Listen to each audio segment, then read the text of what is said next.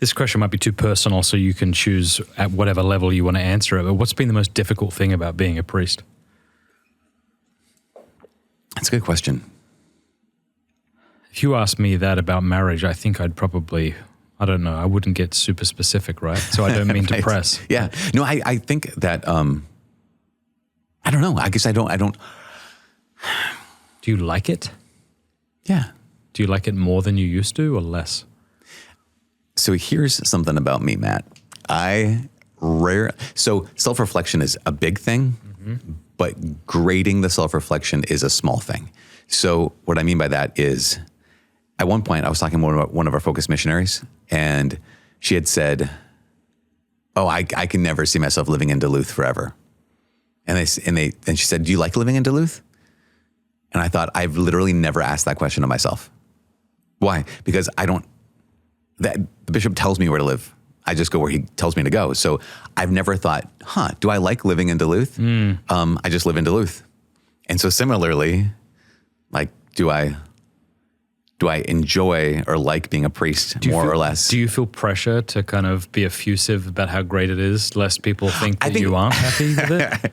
I don't know. Because I think I would feel that way if someone said, "You like being married?" I think I would say, "Yeah, I love my wife." Yeah. But I could see the temptation to be like, "Oh my gosh, I love it." And it's like, yeah, it's great. Yeah. No, I think that there's different temperaments. So this is we've been doing this campaign, fundraising to build a church in a Newman Center. Have you? And I have heard about it. You don't know? Okay. No, you told me about it. We texted about it a while ago, but how's it? What is it? What are you doing? Well, I can say more later, but this is the point being, one of the guys we're working with, he's incredible. He worked for Focus for years, worked for a bunch of different groups, and his life is on the road, and that's what he loves doing it. But I'm kind of more of an introvert in the sense of I really enjoy time when I'm alone and not necessarily. And so here I go thrown into these social situations where a bunch of strangers, everyone's a stranger. You know, sometimes there's friendships that are developing, which is great, actually. That's become wonderful. But it was one day, I remember the first time he asked me this question. I was at this family's house. They had a bunch of families over this house. And it was really fun. I mean, objectively it was fun in the sense of playing games, having food, whatever. And we get to the car and we're pulling out of the driveway. And he's like, "So, Father Mike, did you have fun?" And I was like, I don't know how to answer this question because objectively we did a bunch of enjoyable things. But knowing myself, I would never have voluntarily chosen to go to this place and done these things unless we had a mission to do this. And so I'm like, I don't know. I mean, I don't know how to answer this question, you know? And so, but he always asked me like, so how was that? Did you have fun? And I remember talking to my brother and one of my brothers-in-law about it. And I was like, maybe I should have fun. And they both yelled at me. They're like, "No, you don't have to have fun doing something. You're built a different way. You don't have to like enjoy this. You can just say, no, I'm doing what I'm asked to do and I'm content." Yeah. And I was like, oh, okay, good. So to bring it all the way back around. Does it feel like too much pressure to ask that? Like, well, I think what's your definition of fun? It's kind of like what's your definition of happy. And I remember I got some clarity. Arthur Brooks, some of his work has been so helpful. At one point, like, are you happy? Like, well, what do you mean by happy? Is that like ecstatic? You mean smiling, laughing? Or can happy mean content? I'm like, oh, I like that. Same with fun.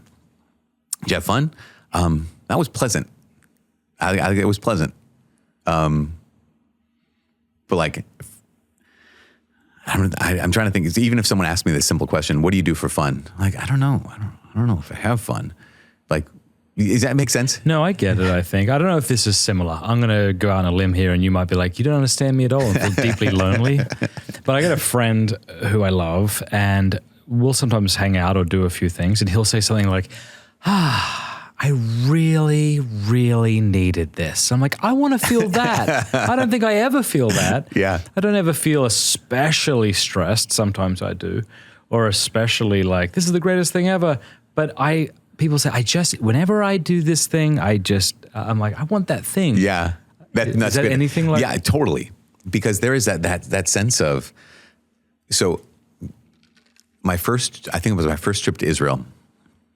Everything's new, incredible. Went to Capernaum, and said Mass at the church built over Peter's house. And afterwards, walking over to the synagogue, and one of the fellow pilgrims was a friend from Duluth. She was a Catholic singer, and now she still is. But she is like a heart on your sleeve, kind of just like emotions are there. And she walked up afterwards, and she grabbed my arm. She's like, "Oh my gosh, what was it like to say Mass at Peter's house?" Da, da, da. And I like, well, it was Mass. I mean, Mass is always good. And I felt badly, like, something's broken inside that I can't have the same experience that she has about this, or like your friend who was just like, I needed that. Right. And like, oh no, that's how I am. Yeah. And so if she's, do I like being a priest? Yeah, definitely. That's nice. I like that. I don't know. I wouldn't.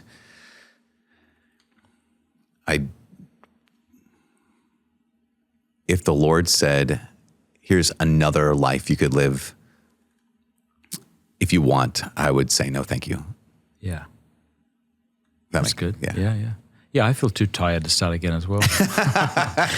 No, it is good. It is. My wife is extroverted and incredibly sanguine. She once said to me, when you're at a party and you just don't want to leave till everybody's gone. And I said, I do not understand the words coming out of your face. And I thought I knew you. I'm deeply hurt. Yes. The fact that she would feel that way and then assume that I also felt that way. You know what I like doing at parties? Leaving? Going to the bathroom. Yes. If I can't leave. And if the bathroom has 2 locks, here's what I hate. I hate going to a bathroom at a party with an unsatisfying click on the handle. Hate that. Now I know what anxiety is. But if it has the satisfying click and then the little slide, you can also I'll hang out there for a long time.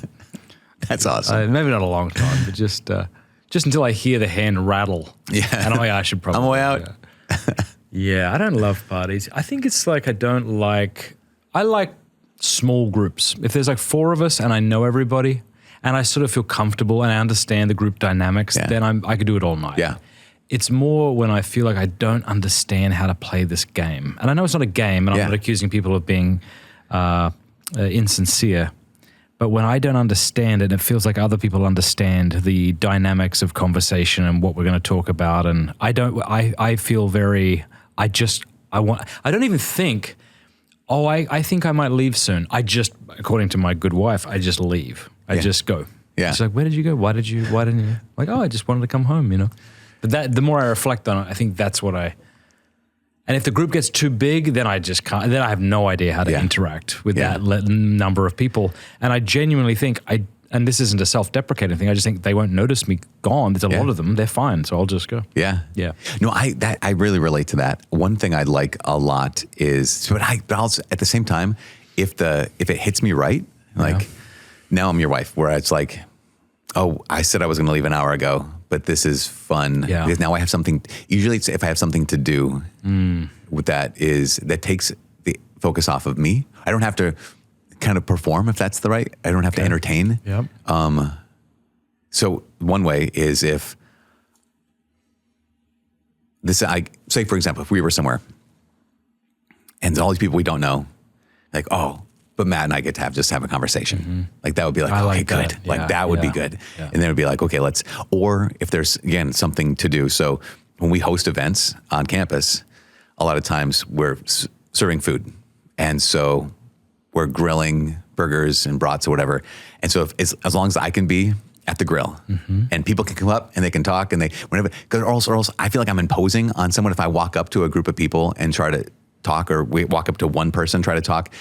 Versus, like, here I'm flipping burgers. I have a thing to do. I'm so occupied and I feel useful. But also, everyone who walks up, I know that you want to be here. Yeah. And if you didn't, you just go over there. Yeah. And there's something about that. Again, I think it goes back to there's temperament, but there's also, our own insecurities and like I think about this a lot actually because I find myself in crowds. I have this theory about middle children. I don't know if it's true at all, but the theory is that middle children fall into one of 2 categories. Either they're the middle, so they have to like fight for attention. They like being the center of attention, or they're the middle, so they hide in the crowd. And I'm more drawn to the second. Like when I have some friends who, when they walk into a room, I'm like, wow, that's incredible. They walk into a room with the mentality of, who gets to talk to me first? That's my wife. And she's the humblest woman. Right. So not even in a cocky or arrogant way, but just in that sense of like, this is fun. Who first? What's up? And I slink into rooms. Yeah. Like I recognize that, and I don't think it's good. I don't think it's good. I think that it's the opposite of actual humility.